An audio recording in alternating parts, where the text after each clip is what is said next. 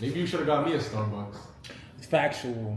But you got me this. All right, what's up, y'all? It's your boy Pushman Mitch. As you can see, my boy got me some flat tummy tea. He brought it as a gift. He said I should try it out. You're tweaking. First of all, what is in this? What's in this, bro? Carrots, green apple, ginger. I'm gonna try it. You gotta shake it up. Whoa. See, you got some fucking spike drink shit. All right, cool. So what is in it? Say what's in it again? Carrot, green apple, ginger, lemon, and pineapple. Tastes like a what's it called? A ginger shot. That's what it tastes like. Okay. Tastes like a ginger shot. It's good though. It's good. So what is that? What did I just poison myself with? It's just fresh juice. Fresh juices. Will that make me grow my beard out like yours? The beard sold separately, my boy. Yeah. Does that beard ever get in the way of anything? You could grow a beard though. What are you talking about? I know I can grow a beard. Yeah. I was just asking you if mine's gonna grow out like yours, but You're not me, so relax. Is there anything that your beard holds you back from, bro? That my beard holds me back from? Is it stopping you from doing anything in your day-to-day life? Does it catch food? Does it leave a smell after you're done eating? No?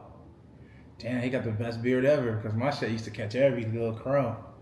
Okay, cool. Your shit was scraggly one. Okay, congratulations, my nigga. All right, so I can put you on. Like we could talk about it. All right, Billionaire B. He got on the shirt that says Billionaire Studios. Clearly, he's a fashionista. We started talking about fashion off air, and I was asking him if he thinks that if he dressed better, that he would make more money. So I want to kind of have the conversation and bring y'all in, and y'all can talk in the comments, talk about it, whatever.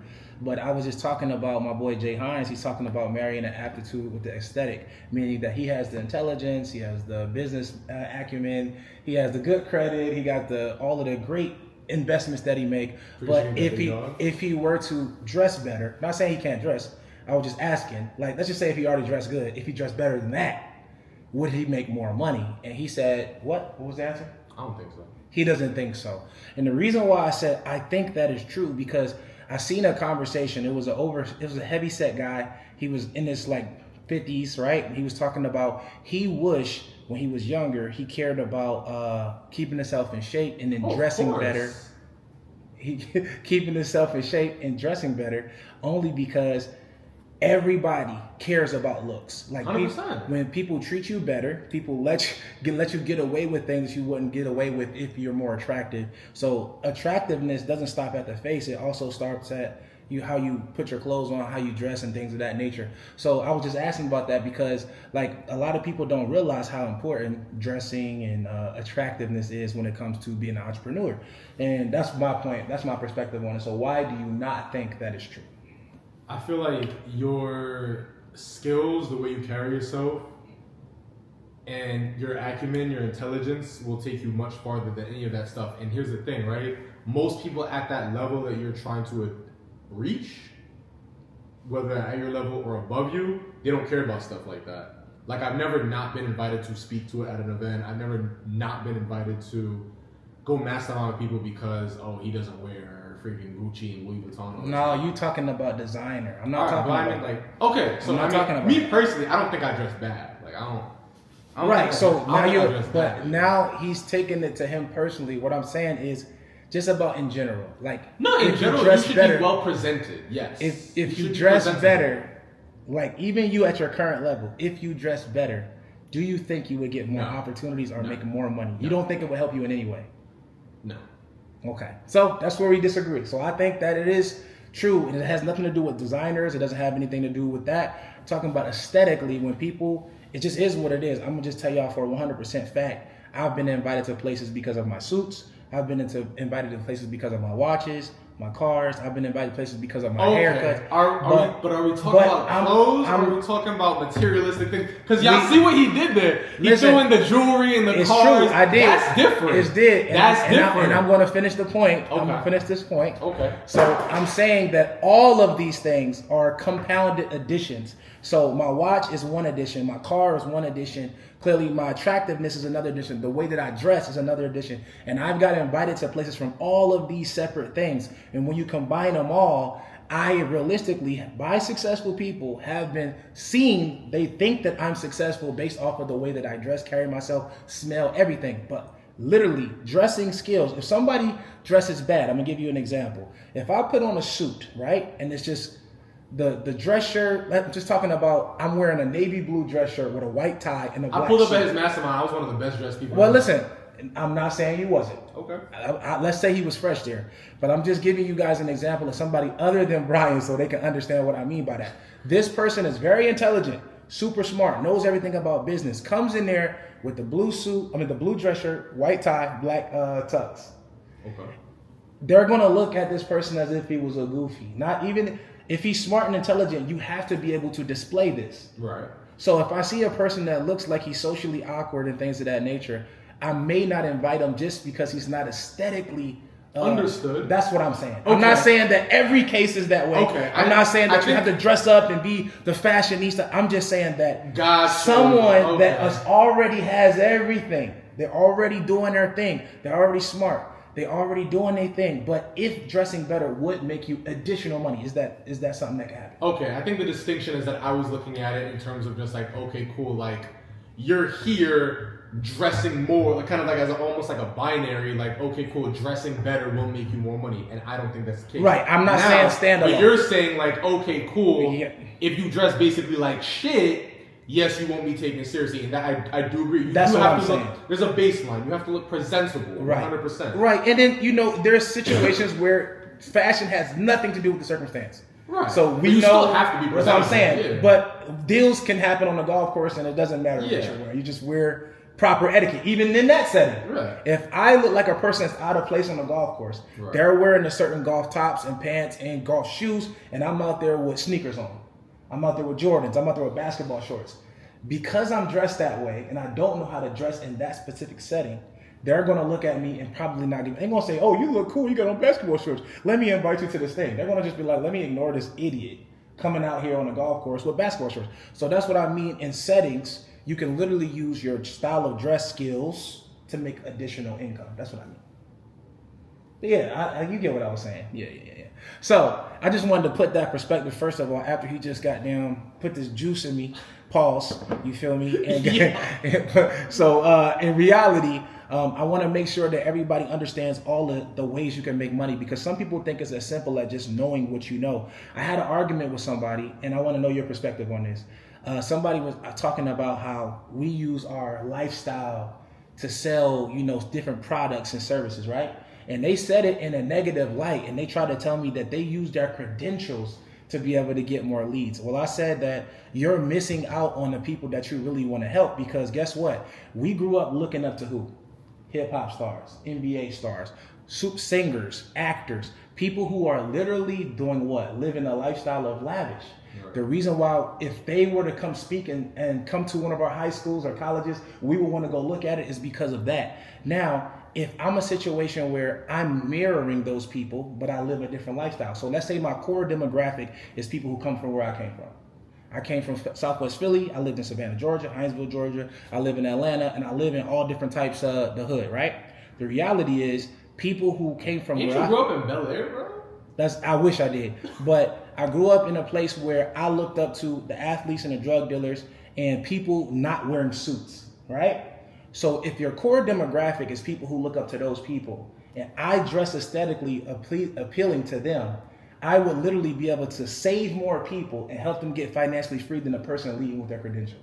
Because we know all these people that our schools used to bring to the school. Y'all probably had people at the auditorium dressed real nice. Hey, yeah, I'm the valedictorian and da-da-da-da. And guess what y'all say? I don't give a damn about that shit. When we go get out of class, when we go watch a movie. But if I come in there looking like this, and I'm a mirror of what you see as something that would be good for you in the future, and I say I run a business, I'm going to appeal to more people than she would leading with her credentials. And then after that, she started doing the same thing I was doing. But the reality is, do you think that's true? Do you think she has a point? And also, do you think I have a point, or what I'm saying is true at all? Nah, lifestyle marketing is very, very real. Okay. Lifestyle marketing is I think people don't understand that it can take different forms. Yeah. But lifestyle marketing is everything. Go ahead, bro. Now you're getting drunk. Now let me stop playing. Lifestyle marketing is you gotta understand, people have to buy into a certain story. People have to understand that, okay, cool, it happened for you, so it can happen for me. Yes. Like, okay, cool, Mitch came out of Philly where, you know what I'm saying, he was dealing with this, that, and the third, whatever case would be. Now he's a multi-millionaire, driving a Rolls Royce, living in a mansion. People need to understand, but it's just like, if you just come up here talking about credit and cars, like, they're never gonna have the opportunity to see what this information can really pan out to do for them. Because I mean, let's all be honest. If God came down right now and was just like, yo, I'm gonna give you a Rolls Royce and mansion, you ain't gotta do shit for it. Sure. But the fact of the matter is, we all have to put in the work to get there. Yes. So it's just like, all right, cool, I'm gonna catch your attention with the things that I know you're striving for, but this is how you get it. Exactly. So I think we agree more than disagree. But she also does have points about having the credentials. So not only do I have the credentials, B has the credentials, but you're marrying the aptitude with the aesthetic.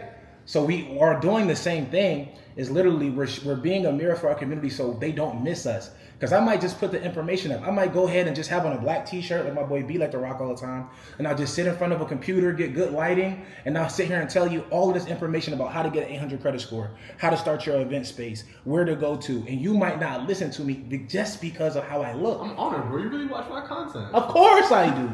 Of course I do. I look up to the greats. So when you see somebody who's good at marketing and advertising, you go follow him. And I copy off his test. I'm a cheater. I'm going to just be real. I found the people who got the BMW i8s. I found the people who do... my God. No, for real. I'm serious. That's how I got my first i8. You have to put me on blast. No, for real. So I follow the people who have the things that I want, and I close the information gap between me and them. Now, how that happens can be many different ways, but I want y'all to understand the point that we're trying to make.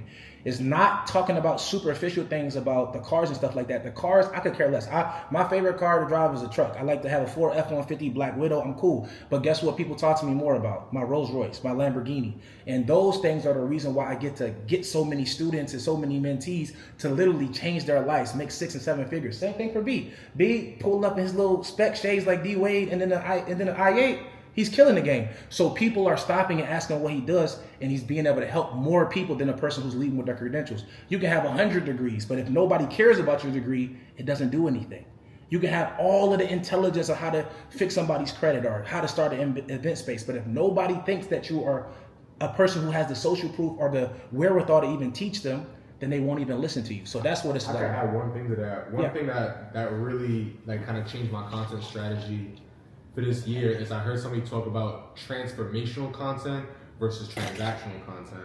Okay. And it's kind of like, all right, cool. Which is why me personally, I stopped talking a lot about this is how to get a better credit score. And the reason I created that content in the first place is because in our program, we don't accept people with a certain credit score. So it's like, all right, cool. Here's free content to get your credit score up. So when you have it, you come mess with us. That's smart. You know what I'm saying?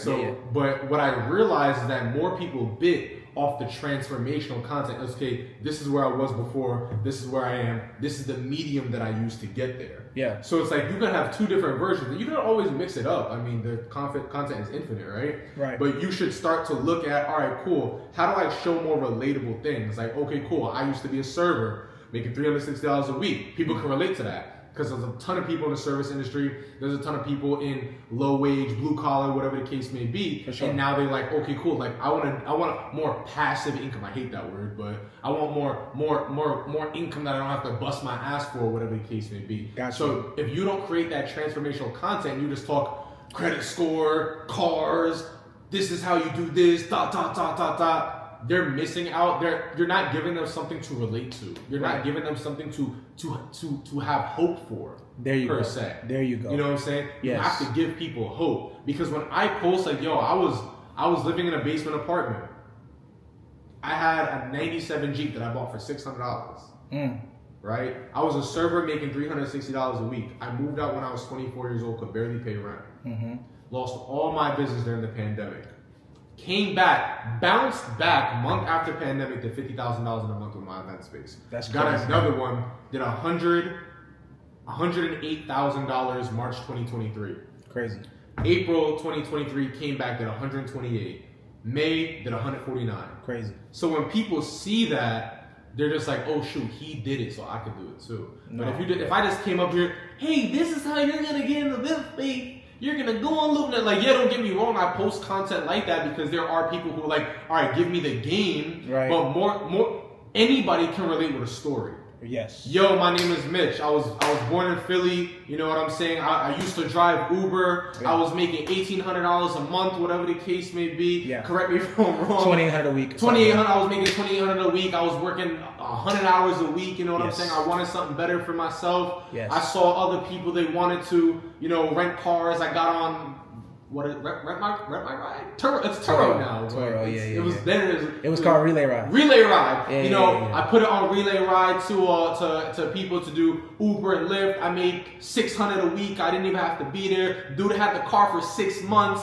Came back, bought another one, bought a Prius, bought a Elantra, bought this, that. Now I got a fleet of 30. Now I can buy a Rolls Royce Cullinan in cash in a week. Talking. You know what I'm saying? So yeah, but people story. see the journey. Yeah. The story. story. That's what people can buy into. Yeah, the story is more important than I tell people all this time. It's the story, but the story has to have a happy ending. So nobody cares about you just being homeless. Like, oh yeah, I'm homeless. It has to be a triumphant moment. So that's in marketing, period. So this is transformation. Exactly. So it has to be a climax to where you hit something. Okay, I was homeless until this thing happened, and then voila. Those are the things that normally happen. It clearly has to be true, but telling the story is important in marketing as well. So a lot of people see the cars, the clothes. I'm just trying to let everybody here understand why we do these things and what's the method and the madness behind it. Because B does it, and he does it well. He's not as I wouldn't say.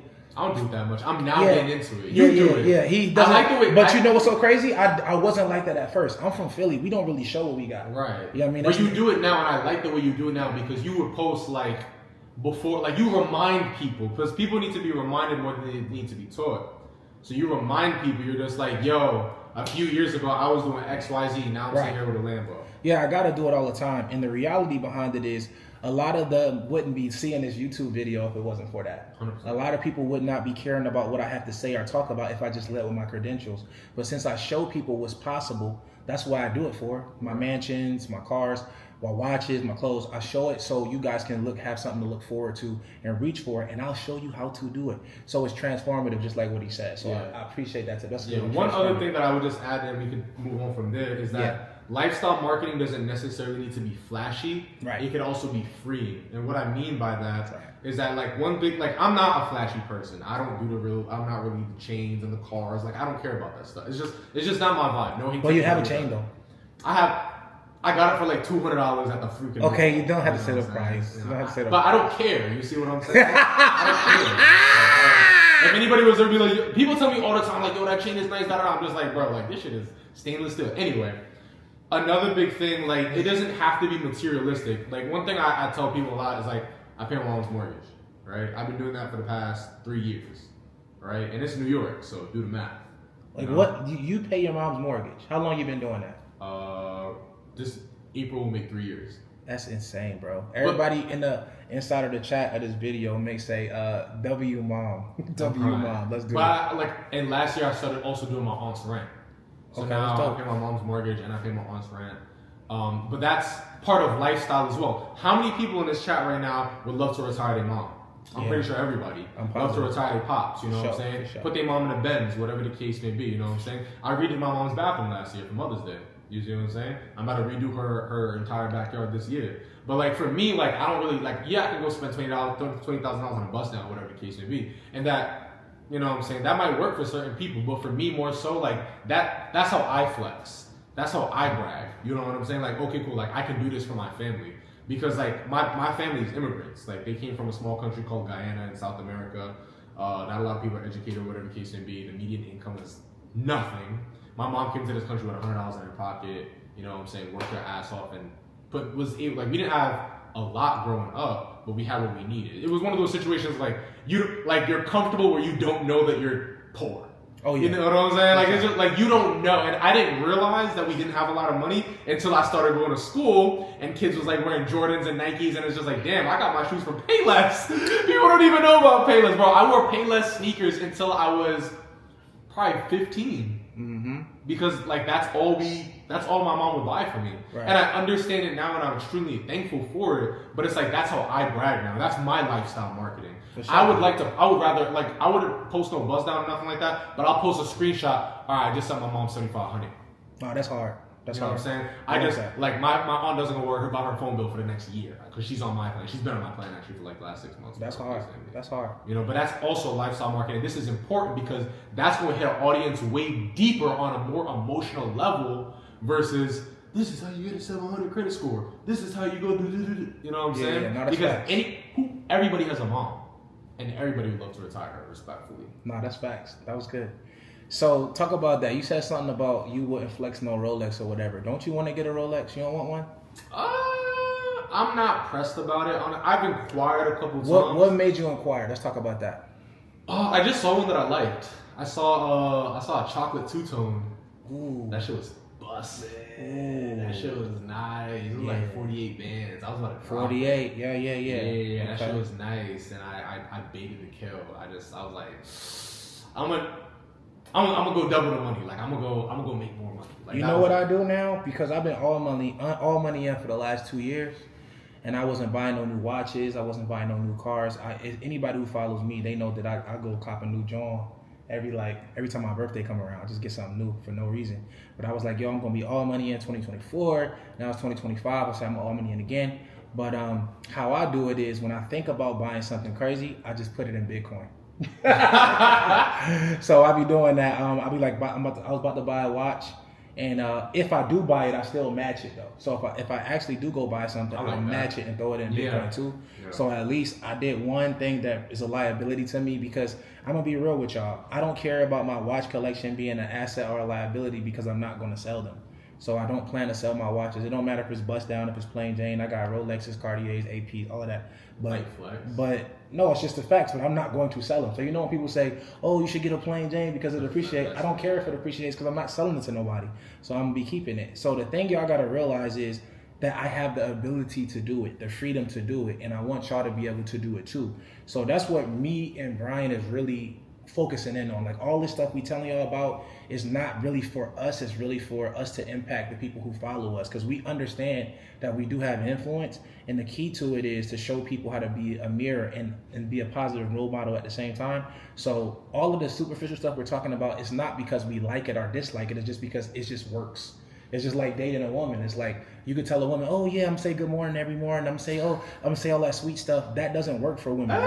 If you're an asshole to a woman, all of a sudden she's trying to find out where you at. If you ignore her and you hanging out with another girl, she blowing you up. But as soon as you give her your full attention and you being sweet to her, that's when she start, "Oh my God, I'm not really feeling this. He's thirsty." So it doesn't work. So we do what works. And I'm just trying to teach you guys a little bit about that. And I knew B would be the perfect person to explain it to y'all because he understands both. He dabbles in a little bit of both, but he still remains himself, which is so cool. So I want to talk about another topic, you know what I'm saying, that's been pretty cool, and it's about lying. You know what I mean? How do you feel about lying? Lying, like telling a lie. Period. Just lie. I want to know what you think before I don't want to give you any preconceived notions. No context. What do you feel about lying? Do you believe, let me ask this direct. Do you believe that everyone lies?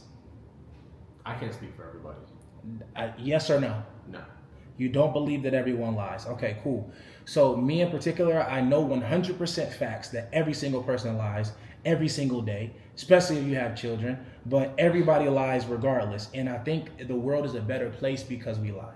If everybody were to tell the truth, the world would be a horrible place. I'm just keep it at 100,000. I see where you're going with so, this. Okay. I'm not saying in a deceitful way, but out of respect. Most people tell lies out of respect, which means like, I understand. I'll give you a scenario. I'll give you a scenario, right? So mostly everybody who's watching here has lied out of respect at one point or another, right? Yeah. And it's something that we normally do. So I'll give you a scenario where everybody would agree that we will lie in this scenario. Right. Scenario is your mother, you just got engaged and you're bringing your girl to your mom's house for the first time. Your mother stays up all night telling you she's cooking her favorite stuff. When she brings out the dishes, she brings out the food, and she feeds you, you taste it, it tastes absolutely horrible. Then she asks you right away, how does it taste? What are you going to say? I love it. Delicious. You're not going to tell the truth. You're going to keep it respectful. It's your girl, first time meeting her. You don't want to start no trouble. You're not going to say it's not good. You're not going to do that. You're going to lie out of respect. And a lot of people lie out of respect. Most of the time, well, to save face. Saving face, regardless of what it is, it's being respectful to your mother because you don't want to make her feel bad in front of your girl. I don't think so. the direction I was gonna go in terms of when you asked me about lying, do I think lying is okay? I was gonna say in the essence of saving face, which doesn't necessarily commingle with being respectful or whatever the case may be, but like it's more so kind of like, okay, cool, I don't want somebody to look bad, or I don't want to put somebody in a bad situation. Work for a boss. You have a boss. Okay. He has the ability to fire you, and you know this. Okay. He is doing something that you know he shouldn't be doing. Like? We're going to make up a scenario. Okay.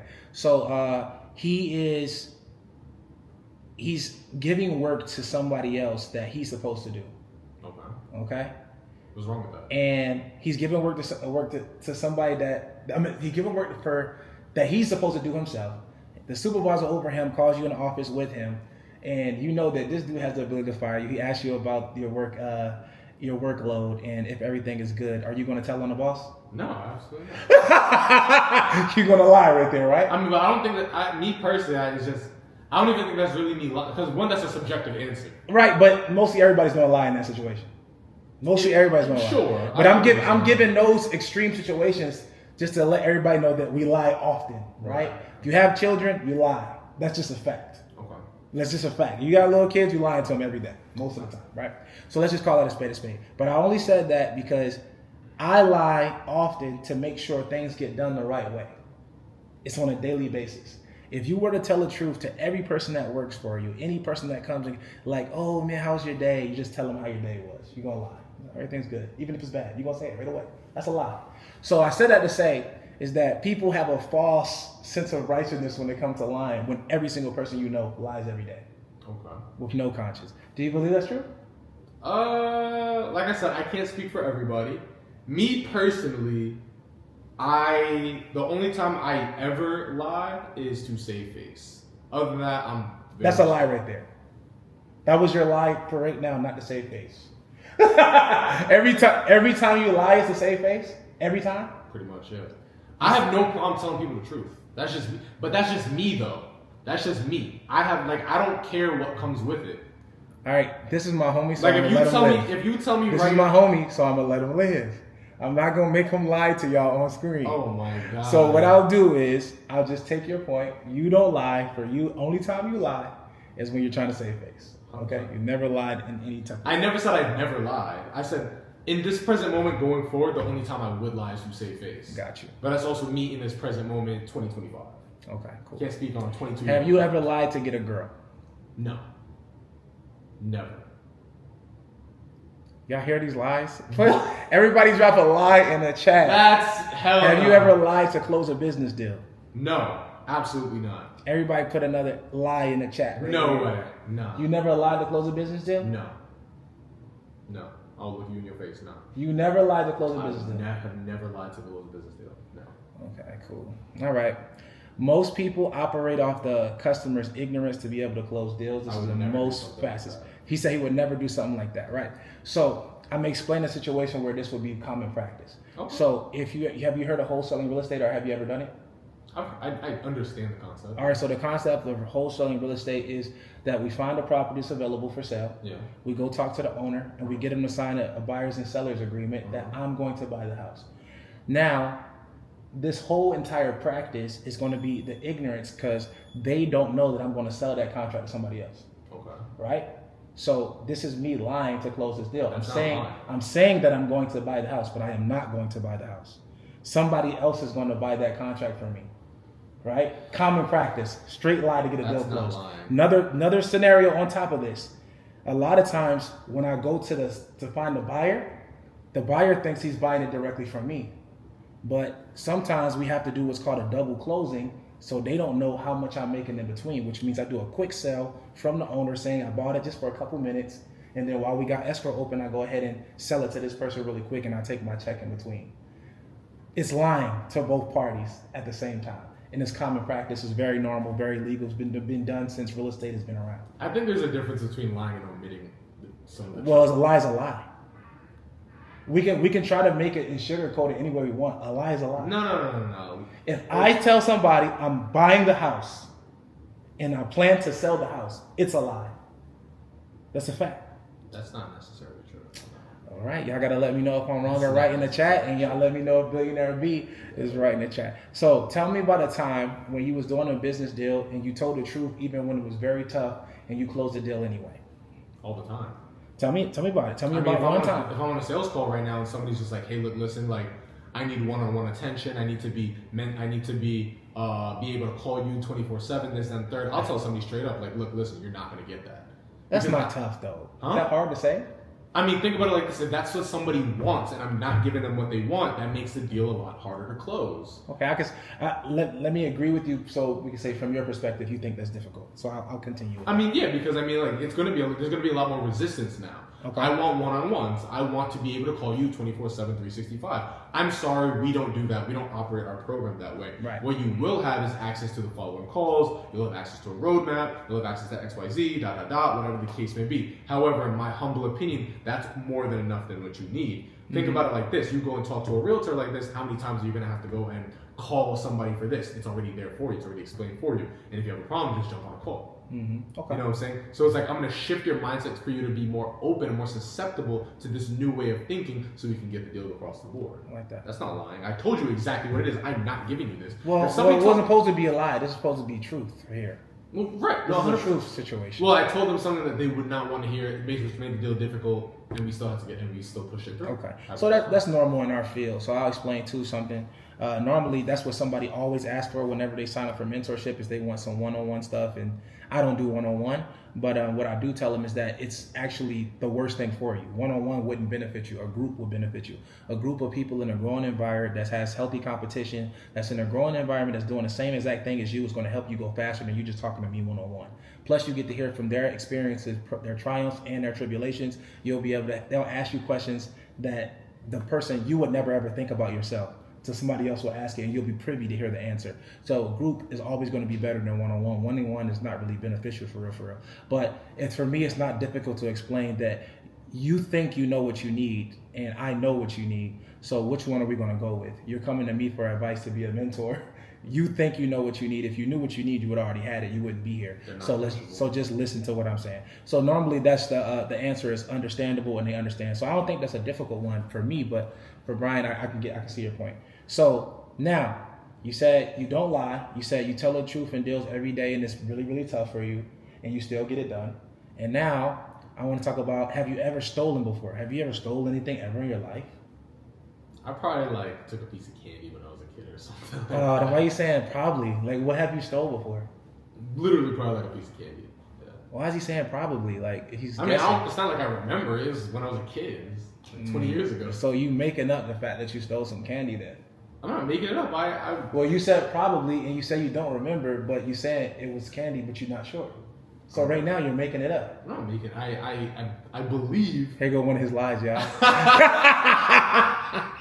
You don't even know. You don't know if you stole candy. I mean, I don't want to tell you that I never stole something, and then it's like, oh well. Yeah, I can't really remember. It was when I was a kid, but I know I stole something, and I'm just gonna say that's candy. Yeah, see how I caught him in his lie for the day already? Wow, that's crazy. No, I'm just playing. But canceled. No, I'm just trying to let them really know the real you, like, because we don't want to talk about these stuff. When I was young, I stole some shit. I stole from Mom Dukes. I ain't gonna lie. That's crazy. Like, my mom left a 20 on the table one time, and it was this store. It was like a store that sold Pokemon cards and Dragon Ball Z action figures and stuff like that. And it was right by my school. Yu-Gi-Oh. I never played Yu-Gi-Oh. I was adult by that time. Just kidding. Talk about Pokemon cards. Nah, but Pokemon was lit when I was a young boy. So this is before your time. Trust me. You talking about Yu-Gi-Oh? We wouldn't even talk about that. I still got my Pokemon cards to this day. Yeah. Nah, that's insane. I mean, it's actually worth a lot of money though. I should sell it, right? I should pawn it. I mean, if you got like a holographic Charizard original check. All right, cool. So that's fine there. So holographic Gyarados. So what my experience was, I went to this store because it was right by my elementary school, Patterson Elementary. Shout out. It's in Southwest Philly. So we used to have to walk past the store every day, and I was going there and just window shop every day. And one day my mom had left a $20 bill rolled up, and I just grabbed it, stole from Mom Dukes. And I went and then bought me like a Dragon Ball Z action figure and like a couple packs of Pokemon cards, right? And then I got caught clearly. So I got caught, got whooped or whatever the case may be. Your parents used to beat you? Of course. Why do you think I'm such a good kid? Why do you think I grew up so good? No, I'm just kidding. Okay. Nah, it get crazy. Yeah, my parents did with me for sure. But I got whooped after that for sure for stealing that. You still talk to you talk to your parents like every day? I don't talk to my parents every day, but I talk to my mom often. I take care of her like you take care of yours. You feel me? What's the last thing you did for mom? I mean, I constantly pay stuff for her every week, every month. Electricity, water bill, mortgage, bankruptcy, car, everything. Anything she had that ever was negative got taken care of by your boy. Okay. Don't worry about that. Okay. So mom's good. So she good now. So she what's the word? She forgives me for stealing the 20. So I stole that 20, and then clearly I never stole again because I understood the penalty of stealing. I just ain't feel. I ain't like the feeling of it. I remember my hands sweating when they was like looking for the 20, and she was asking everybody who took the 20, and I remember just the nervousness knowing that I was about to tell her myself, and then I got whooped or whatever. So yeah, I think it was worth it because I did have that action figure. I kept it. I mean, she made another 20, but I did steal before. So, but you never did nothing like that. So you was a good kid all the way up. You only stole imaginary candy. All right. So now, have you ever cheated? Have you ever like cheated on tests at school, things like that? Cheated on tests. Have you ever cheated? Period. In anything? Have you cheated? Damn, why we do it? It don't gotta be relationships. Why we do it? Why you? Nah, you wild. This is a good. Ain't this good? I know y'all like. I know y'all liking this one. Y'all tired of them boring ass podcasts talking that same bullshit. You're wild. Have you ever cheated at anything? I got caught up a couple times. I'm not talking about relationships though. Don't get yourself in no crazy situation. I'm talking about cheating like on a school test. Right, you cheated at. Yeah, I definitely cheated on a test before. I'm talking about that type of situation. Yo, you're foul, bro. Yeah. So I cheated on a test before. You cheated on a test before? Like what test was it? Earth science. This is a specific test. I cheated my whole way through high school. I cheated in fucking trigonometry, algebra. I cheated in statistics. I cheated in AP chemistry. I used to sit next to the smartest kids in every class because I didn't do no work. So I cheated already. Why I think I'm so good at this entrepreneurship shit? All you gotta do, copy off Billionaire B, do what he doing. He posts every day. He do whatever he did. I don't post every day. Well, at some point you post more than me. Of course, because you supposed to post every day. That's how you get this motherfucking people to actually rock with you, people to be consistent and show up for you the way you want to show up. You got more followers than me right now. I don't know. I thought you caught up to me not so long ago. Nah. I started trying to get in, but I don't know where you're gonna start at. But I gotta let my boy Billionaire B drop his IG. I gotta let him drop his website or anything you got coming. You got anything coming up? I just want to do game for real. All right, say less. So where they follow you at? Yeah, y'all can follow me at Billionaire B on YouTube and Instagram at Billionaire B. Tap in. Let's get it. Tap in for sure. If anybody shoot him a follow, or y'all can go ahead and follow him and shoot him a DM and say Pushman Mitch sent you. Do that for me so you can blow up his inbox because he thinks that nobody watching his actual videos. I told him that y'all really rock with him crazy. Is that cool? Yeah. Is that cool? We're gonna see. Just tell him that he was lying on the interview. Just tell him he was lying on the interview. Yo, this was a busted interview. Drop W in the chat for him. No.